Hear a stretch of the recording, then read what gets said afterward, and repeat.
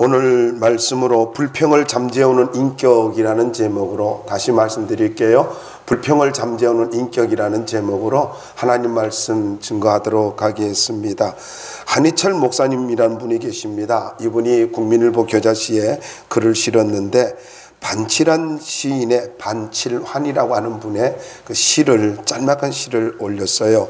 그 시 내용은, 제목은 이렇습니다. 원시와 근시라는 제목인데 이런 내용입니다. 어린애는 주먹에 쥔 빵 한 조각을 보고 노인은 제가 온 먼 곳을 바라본다. 이게 시가 전부 답니다. 근데 참 의미가 있더라고요. 어린아이는 자기 손에 쥐어진 빵을 바라보지만은, 그렇지만은 어른은 어떻다는 것입니까? 노인은 어떻다는 거예요? 자기가 살아온 모든 일들을 바라본다, 인생을 바라본다라는 거죠. 지나온 일들뿐만 아니라 앞으로의 삶도 우리는 바라보지 않습니까? 이걸 비전이라고 하지 않습니까? 여러분은 어떻습니까? 원시입니까? 근시입니까? 손에 주어진 것만 바라보고 살아갑니까? 아니면은 하나님이 하실 일을 바라보면서 살아가고 있습니까? 또한 지나온 날들의 삶을 반추하면서 살아가고 있습니까? 노노의 학이편이라고 하는 곳에 보면은 각각의 나이가 갖는 의미를 일러주는 대목이 나오는데, 40세에는 사리를 알게 돼 남의 말에 미혹되지 않는다 해서 부록이라 이야기를 하고 있고요. 50세는 하늘이 준 섭리를 알게 된다고 해서 지천명이라고 하고 있습니다. 그리고 60세에는 귀가 순하여진다 해서 이순이라고 이야기하고 있고, 70세에는 마음 가는 대로 행동을 해도 어긋남이 없다 해가지고 종심소욕 불유구라고 이렇게 말을 하고 있습니다. 여러분, 우리 이런 이야기를 들어보지 않습니까? 너 언제 철들래? 너 언제 철들래? 이 말을 좀 생각을 해보자고요. 정말로 아이들을 야단칠 때만 너 언제 철들래 이럽니까? 이 말을 우리에게 적용해 보면 안 될까요? 이걸 영적으로 좀 해석해 보면 안 될까요? 너 언제 좀 철들래? 언제 좀 신앙에 철이 들래? 이렇게 좀 생각해 보면 안 될까요? 언제까지 우리는 이기적으로 살아야 되고 언제까지 우리는 어린아이 같이 살아야 될까요? 너 언제 철 좀 들래? 또 세상에 이런 속담도 있지 않습니까? 철들자 망령이라는 말이 있잖아요. 철이 들었는데 죽었어요. 또 망령 들었어요. 참 너무나 어이없는 일이겠죠. 그래서 귀한 말을 좀 생각을 해보고 싶은데, 늙지 말고 익어가라. 늙지 말고 익어가라. 이거 참 우리가 깊이 생각해야 될 말이라고 저는 생각을 하는데, 여러분, 늙어가는 것과 익어가는 것은 같은 것이 아닙니다. 늙어가는 것과 익어가는 것은 같은 것이 아니에요. 그냥 나이가 들면서 늙어가는 것은 추해지는 것입니다. 그러나 우리가 영적으로 익어간다고 하는 것은, 그것은 하나님 앞에 아름다워진다라는 거예요. 영적 깊이가 있어진다라는 거지요. 깊이와 넓이가 있어지는 것, 이것을 가지고 익어간다라고 이야기할 수가 있습니다. 성도는 신앙의 연륜을 자랑하는 사람들이 아니라 그렇게 늙어가면 안 됩니다. 나 옛날에 그렇게 해봤어. 그러면서 늙어가면 안 된다는 거예요. 우리는 그렇게 늙어가는 사람들이 아니라 우리는 영적으로 깊어지면서 살아야 되고 깊어지는 사람이 되어야 하는 것입니다. 영적으로 성숙되어져야 되는 거예요. 신앙은 깊어져야 됩니다. 그리고 넓어져야 되는 거예요. 그냥 늙어가면 안 된다는 거예요. 이런저런 많은 이유 때문에 우리는 언제나 어린아이같이 철이 없을 때가 참 많이 있습니다. 그러나 여러분, 분명히 우리가 깊이 새겨야 할 것은요, 영적으로 깊어져야 됩니다. 익어가야 됩니다. 그럴 때 우리의 삶이 아름다워질 수가 있습니다. 그럴 때 우리의 삶이 하나님이 주신 축복을 누리며 살아갈 수가 있다라는 것입니다. 그래서 생각이 깊어져야 되고 행동이 깊어져야 되고 말이 깊어져야 된다라는 것입니다. 다르게 간단하게 이야기하면 영적으로 인격이 성숙되어져야 하는 것입니다. 오늘 본문은 간단하게 이렇게 정리를 할 수가 있지 않습니까?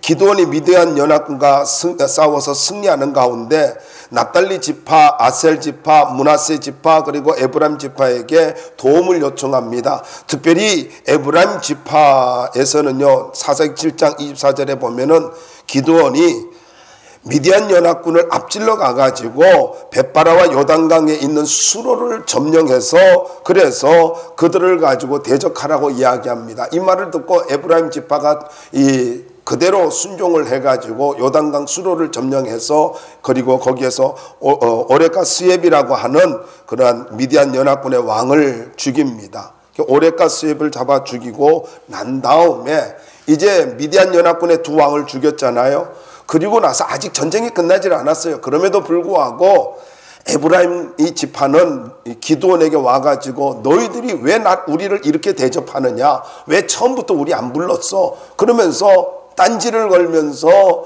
불평을 하고 원망을 하는 거예요. 근데 이게 보통 불평이 아닙니다. 맹렬한 분노를 내면서 불평을 하고 있는 거예요.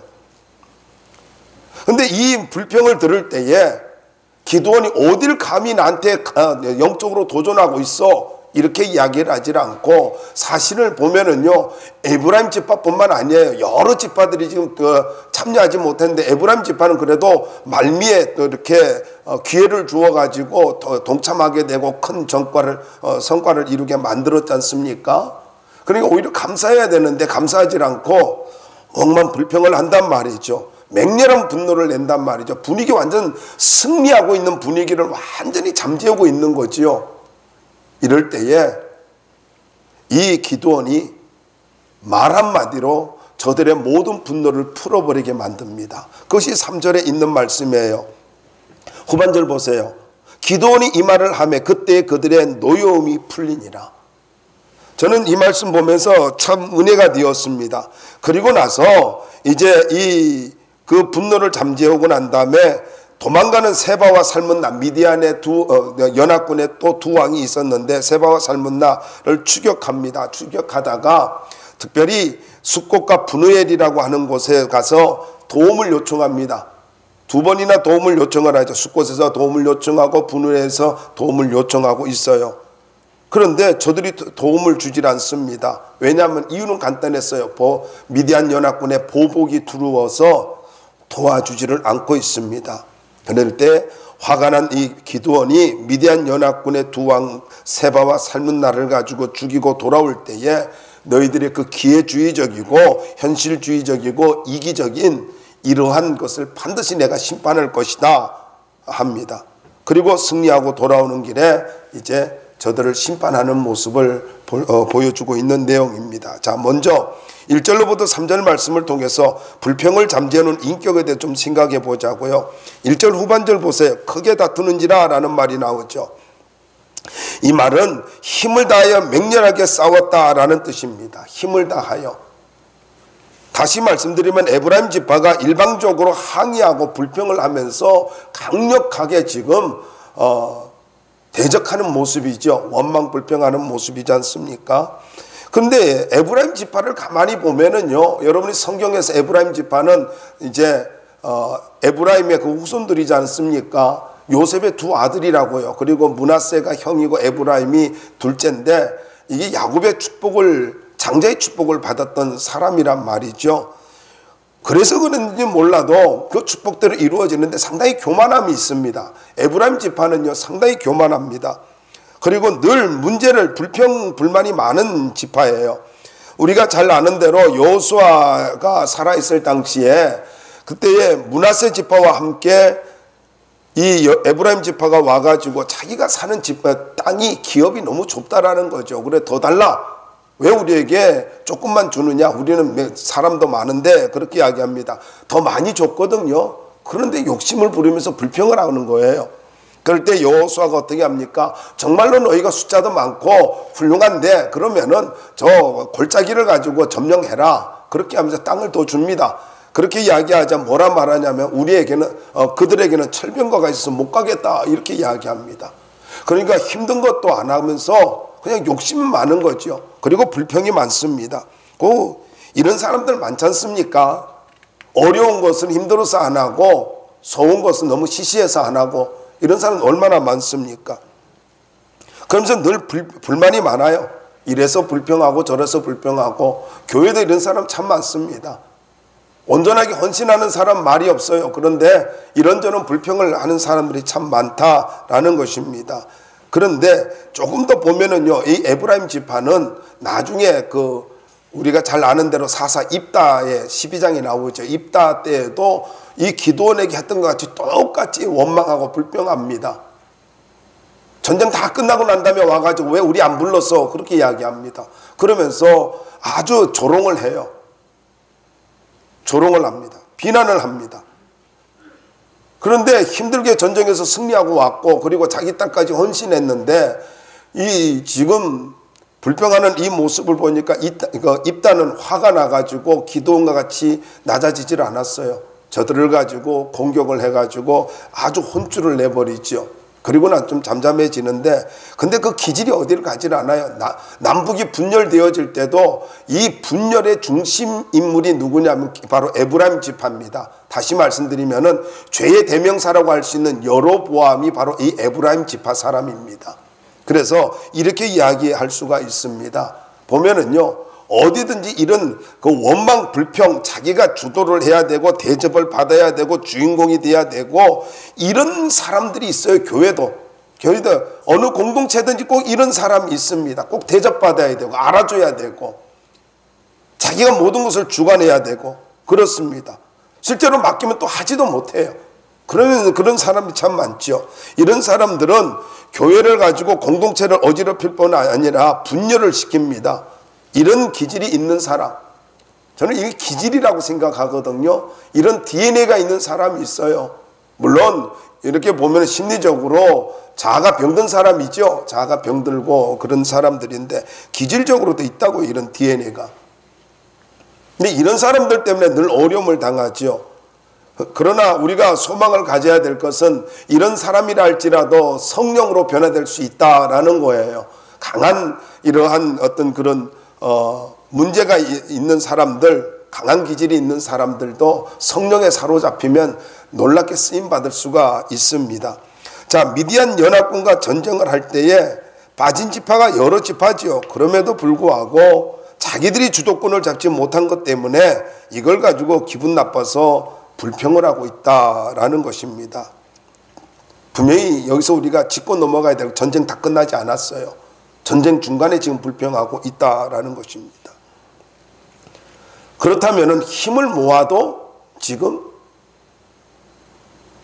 아쉬울 판인데, 왜냐하면 숫자적으로도 지금 딸리고 있잖아요. 그런데 지금 분열을 시키고 있다라는 거예요. 힘을 모으는 것이 아니라 전쟁을 끝내야 되는데 자기 감정만 지금 내세우고 있어요. 여러분, 분명히 우리가 알아야 될 것입니다. 어떤 일을 해갈 때에 자기 감정에 너무 사로잡히지 마십시오. 우리는 목적을 향해서 가는 사람들이 되어야 합니다. 목적을 이루고 나서 결과를 갖고 이야기할 때 얼마든지 이야기할 수가 있다라는 거예요. 근데 중간에 자기 감정을 드러내가지고 모든 문제를 가지고 무너지게 만들고 그 뜻을 이루지 못하게 하는 사람들이 종종 있다라는 것입니다. 오늘 여기에 이 말씀에 보면은 특별히 맹렬한 이런 불평을 가지고 기드온이 잠재우고 있는데 2절 한번 보자고요.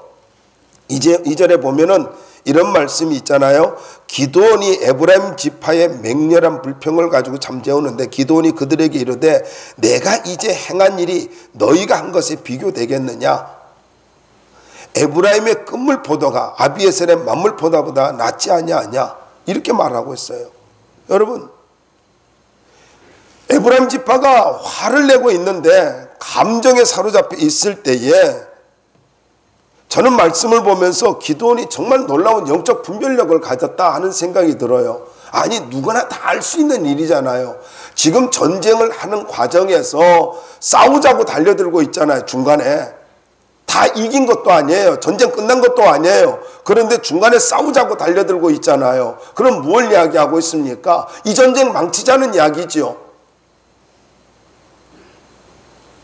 이렇게 되면은 동족 상잔에 이렇게 아픔이 일어나게 되고 내부 분열이 일어나게 되어지고 하나님이 주신 축복을 누리지도 못하게 되는 이런 상황이 된단 말이에요. 여러분, 이런 경우가 얼마나 많습니까? 교회에서도 꼭 분열 일으키는 사람이 있어요. 여러분, 목사를 할지라도 교회는 분열시키면 안 돼요. 절대로 분열시키면 안 됩니다. 제가 아주 오래전이죠. 개척교회 때입니다. 30대에 어느 교회에서 저를 가지고 초빙을 하더라고요. 참 고민이 많았어요. 안정된 교회였어요. 가려고 하는데 학생들 그때 몇 명밖에 없었어요. 그리고 노인들 좀 하고 청년들 좀 하고. 근데 그 성도들이 눈에 밟혀서 못 가겠더라고요.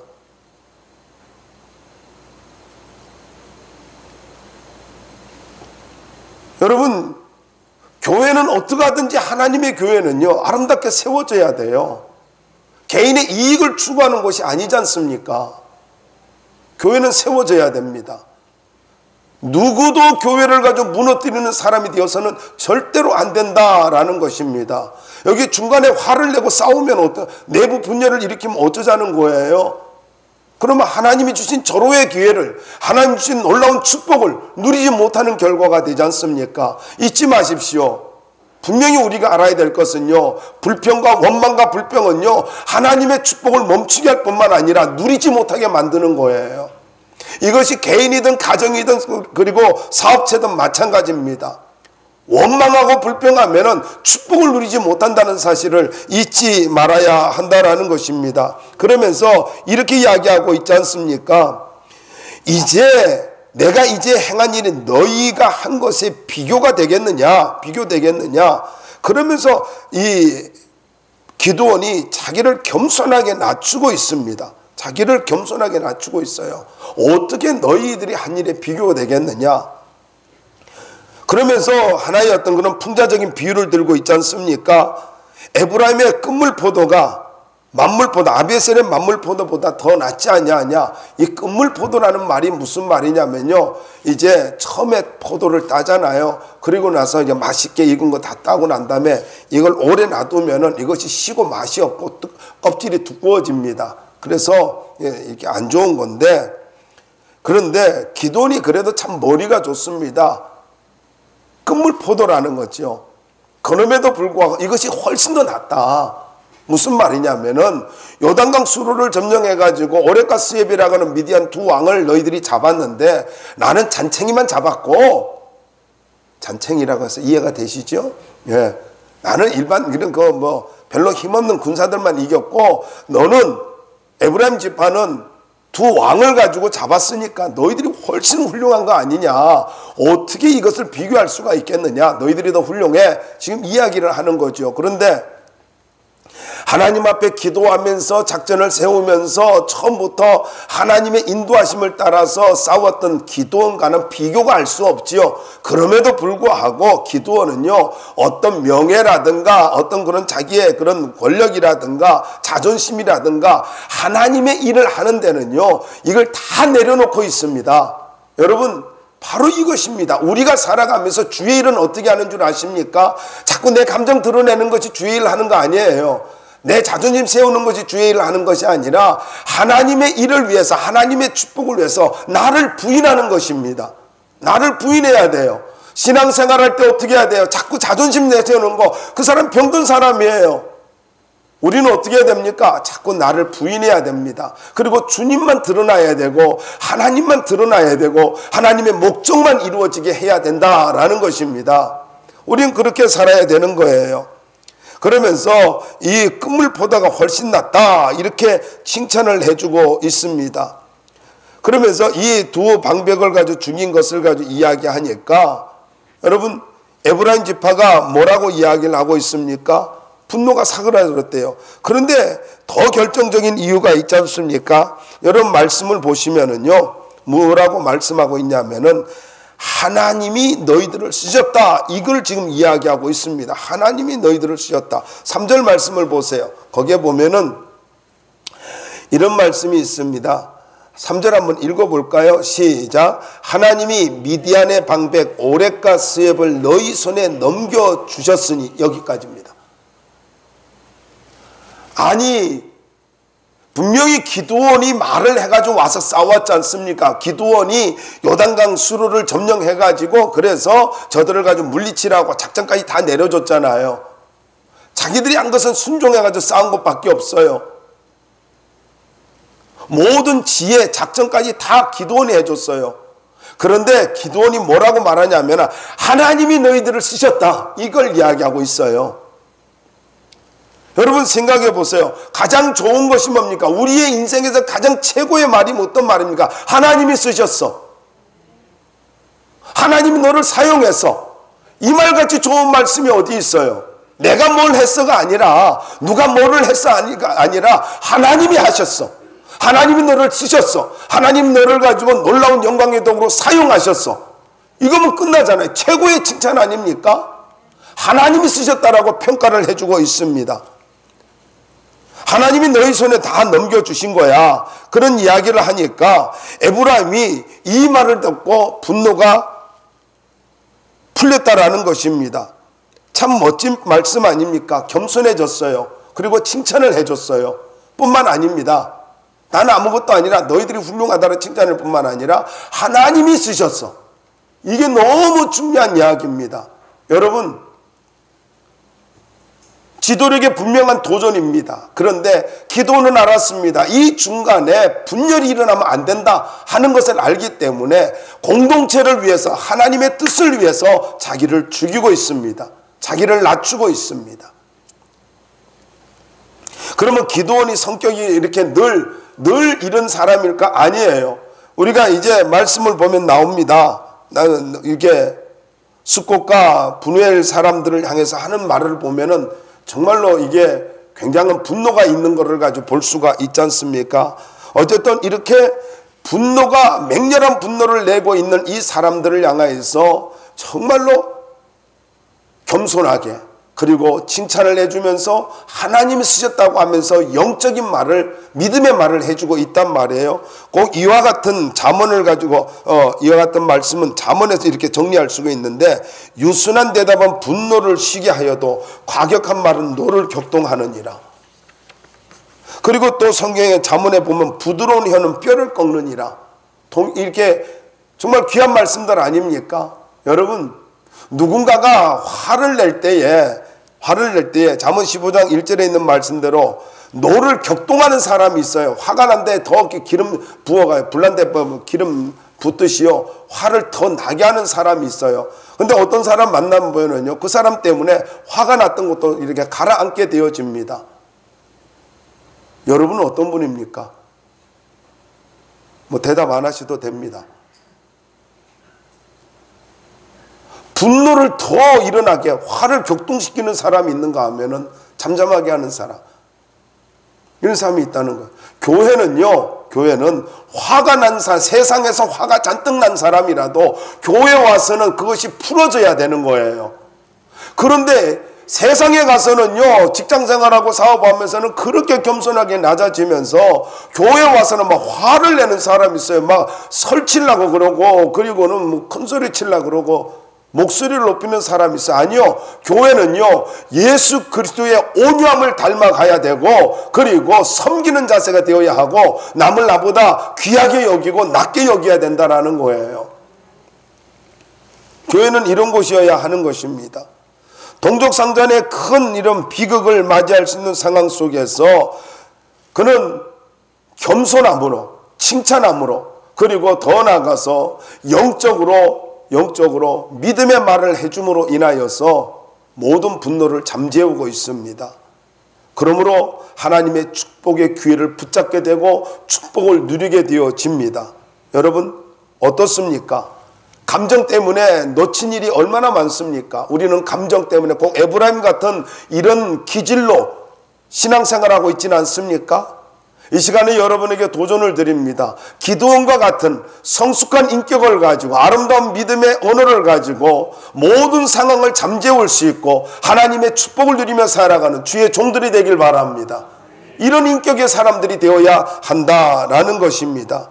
겸손과 칭찬과 그리고 믿음의 말, 여러분 이건 우리가 마음속에 깊이 새겨야 돼요. 겸손과 칭찬과 믿음의 말, 이건 우리가 성숙한 사람이 될 때, 넉넉한 사람이 될 때 이런 말을 할 수가 있다라는 것입니다. 다시 말씀드립니다. 여러분 겸손한 자세를 가지시기 바랍니다. 남을 귀하게 여겨주는 칭찬에 인색하지 않기를 바랍니다. 더 나아가서 언제나 사람들 앞에서 영적인 말을 할 수 있는 믿음의 사람이 될 수 있기를 주의 이름으로 축원합니다.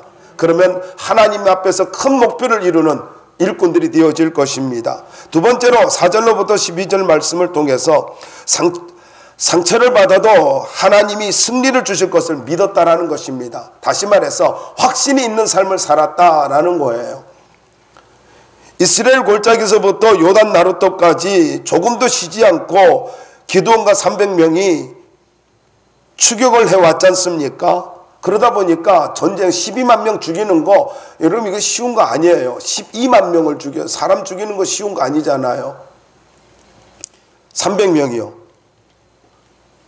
그런데 이렇게 매우 지쳐 있는 가운데 300명이 너무 지쳐 있는 것을 바라보는 기드온이 숫곳이라고 하는 곳에 이르러서 좀 우리를 먹을 것을 달라 합니다. 300명을 위해서, 자기 자신을 위해서가 아니에요. 300명을 위해서 좀 먹을 것을 주면 좋겠다, 그렇게 하니까 거절을 합니다. 우리가 지금 미디안 연합군을 가지고 쫓아가고 있다, 그러니까 좀 도와달라, 그러니 아주 냉담한 반응을 보인단 말이죠. 세바와 살문나가 너희 손에 없는데 우리가 도와줬다가 너희가 지게 되면 우리가 그 대가를 어떻게 지불하라고, 싫어 하고 안 도와준 거죠. 그래서 분우엘이라고 하는 곳에 가서 또 똑같이 이야기를 하는데 분우엘 사람도 동일하게 거절합니다. 이 분우엘이라는 말은요, 여러분 기억날 거예요. 분이엘이라는 말의 또 다른 이름이에요. 하나님의 얼굴이라는 뜻입니다. 분이엘. 야곱을 생각할 수가 있잖아요. 분우엘 혹은 분이엘 똑같은 말입니다. 이 도움을 가지고 지금 거절을 당할 뿐만 아니라 조롱을 당하고 있습니다. 조롱을.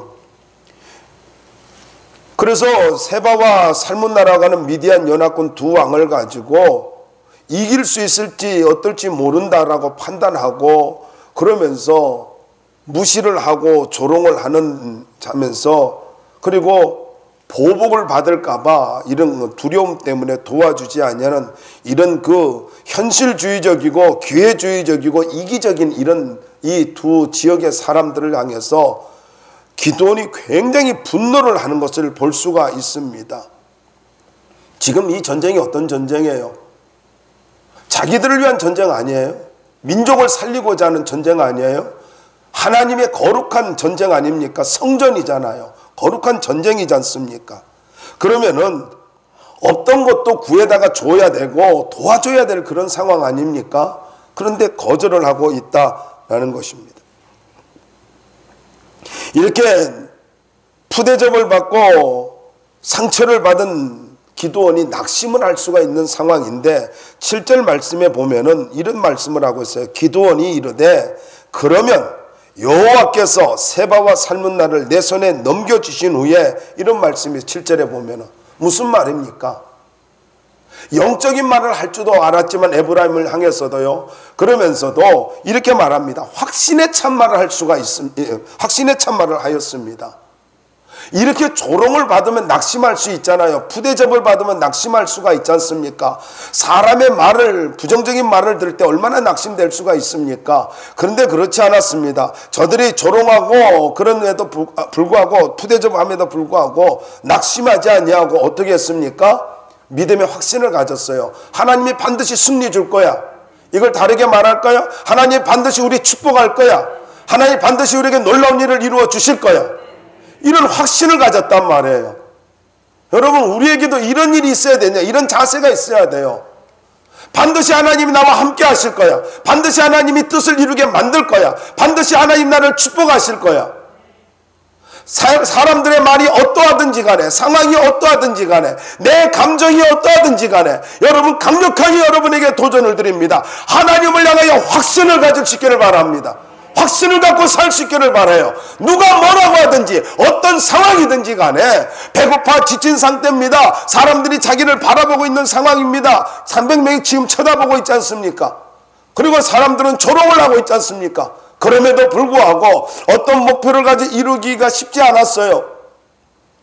아직도 자기보다 15,000명, 50배나 더 많은 군사들이 살아있단 말이에요. 그 패잔병들이지만은 왕과 함께 15,000명이 살아있으니까 자기보다 50배나 더 많잖아요. 그럼에도 불구하고 어떤 힘의 논리라든가 환경의 그런 논리, 어떤 그런 관계의 논리에서도 정말로 낙심할 수 있음에도 불구하고 하나님 앞에서 확신을 갖고 있었습니다.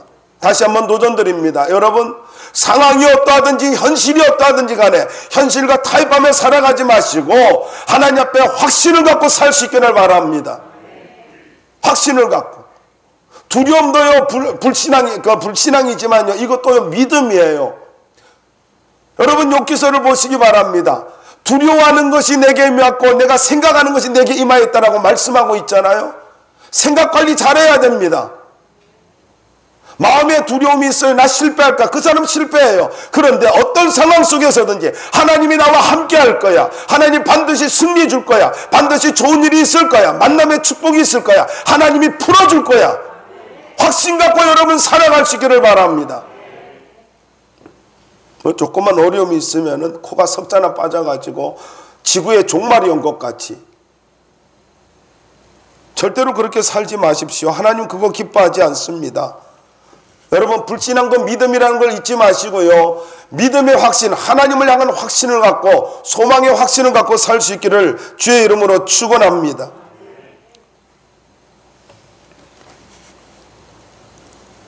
여기에 계속해서 보면은요, 전의를 상실하지 않냐고 확신을 갖고 말을 하는 가운데 너무나 화가 났나 봐요. 그래서 뭐라고 말하고 있습니까? 말씀을 보면요, 찌질이니 라는 말씀이 나오지 않습니까? 여기 7절 보세요. 거기에 한번 읽어보자고요. 7절 읽어볼까요? 시작. 기드온이 이르되 그러면 여호와께서 세바와 삶은 나를 내 손에 넘겨주신 후에 내가 들가시와 찔레로 너희 살을 찢으리라 하고, 여기 찢으리라 라고 하는 말은 무슨 말이냐면요, 타작한다 라는 말입니다. 그러니까 타작할 때 막 이렇게 도리깨로 치지 않습니까? 바로 그런 거예요. 그러니까 가혹한 형벌을 내가 행할 것이다 라는 겁니다. 그리고는 쫓아갑니다. 이 미디안 연합군 세바와 삶은 나를 잡기 위해서 쫓아갑니다. 15,000명을 패잔병을 잡기 위해서 쫓아가요. 여러분, 대단하지 않아요? 300명밖에 안 돼요. 300명밖에. 그런데도 쫓아가고 있습니다. 미디안 패잔병 연합군은요, 12만 명이 죽고 이제 15,000명이 남아서 양의 우리라고 하는 그 갈고리라는 곳에 도망가 가지고 이제 15,000명이 좀 편안하게 안심하게 이렇게 있습니다. 이런 말씀을 보면 나옵니다. 이렇게 편안하게 안식하고 있는데, 안심하고 있는데 바로 이때에 쳐들어가 가지고 모두 다 죽여버립니다. 그리고 세바와 삶은 나를 잡아 가지고 옵니다. 여러분, 무엇을 볼 수 있습니까? 기드온은요, 하나님의 약속이 있었어요. 하나님의 응답이 있었어요. 꿈을 통해서 자기와 전혀 상관없는 사람이 미디안 군사가 어떻게 해서 꿈꾸고 보리떡 이야기하면서 이게 기드온이 와가지고 다 쳐들 것이다 하면서 요아스의 아들 기드온 자기 아버지 이름까지 다 알지 않습니까? 그러니까 뭐 이슬, 양털을 통해서 이슬로 이렇게 응답을 받았지요. 어떤 사람이 알지도 못하는 사람이 꿈을 꿔가지고 이야기하는 거 들었지요. 확신이 있었단 말이에요. 믿음의 확신이 있었습니다. 그러니까 흔들리지 않은 거예요. 하나님이 넘겨주시다는 말을 믿고 쫓아가가지고 하나님이 함께하면 숫자와 상관없다. 숫자가 문제가 아니다. 힘의 논리가 아니다. 이 전쟁은 하나님께 있다. 하나님이 내게 이기게 해주실 거다. 이 믿음 갖고 했지 않습니까? 그래서 결국은 어떻게 됐어요? 승리하고 돌아오게 되지 않습니까? 승리하고 돌아와요. 그리고 나서 이제 미디안은요, 역사 속에서 이스라엘을 다시는 괴롭히지 않는 그런 민족이 되어집니다. 무슨 말입니까? 하나님이 함께하는 사람 건드리지 못한다는 거예요. 여러분, 제발 부탁입니다. 힘의 논리로 살지 마세요. 힘의 논리로. 어떤 뭔가를 가지고 뭐 배웠고 이런 걸로 지식이 있고, 제가 늘 이해할 수 없는 것 중에 하나가요, 신학교에서 공부 진짜 못한 애는요 목회를 너무 잘하더라고요. 근데 공부 잘한 사람은요 목회를 그렇게 못해요. 그냥 그렇게 해요. 그거 참 신기한 일이죠. 그 한번 물어봤어요. 그래서 자기는 머리가 나쁘니까 주님만 의지할 수밖에 없다는 거죠. 이건 실전이니까. 학교 다닐 때는 공부 안 해도 뭐 그렇게 점수만 조금 맞으면 되는데, 이거는 뭐 생존의 문제고 더 나아가서 하나님 나라의 이게 문제니까, 그러니까 주님만 의지하고 목회한다는 거예요. 그러니 하나님이 축복하는 것 같아요. 다른 거 없어요. 은혜라 그래요. 은혜. 그 말대로 자기가 은혜라는 거예요. 머리가 나쁜데 목회를 잘하는 것은 그야말로 은혜라고 그래요. 내가 들어봐도 은혜인 것 같아요. 뭔 말인지 이해가 하실라나? 어쨌든 여러분, 하나님이 함께하는 사람은 건들 수가 없어요. 이걸 믿고 살 수 있기를 바랍니다. 힘의 논리로 살지 마십시오. 하나님이 함께하는 사람은 어느 누구도 건들 수가 없습니다. 이걸 믿으시고 영적으로 깊어지길 바랍니다. 영적 분별력을 가지고 날마다 영적으로 인격이 성숙해질 뿐만 아니라 영적으로 깊어지는 믿음의 종들이 되길 바랍니다. 더 나아가서 하나님을 향한 확신을 갖고 살기 바랍니다. 그러면 하나님이 여러분을 반드시 놀랍게 쓰실 것입니다.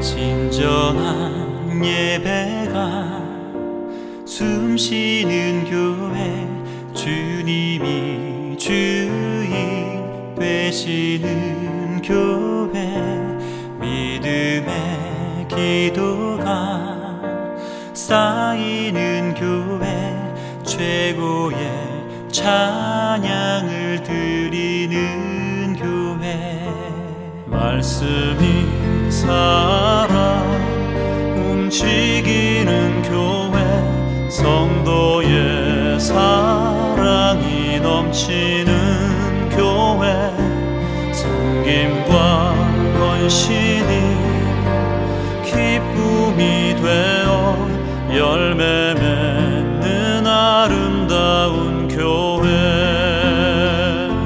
주님의 마음 닮아서 이웃을 사랑하는 교회,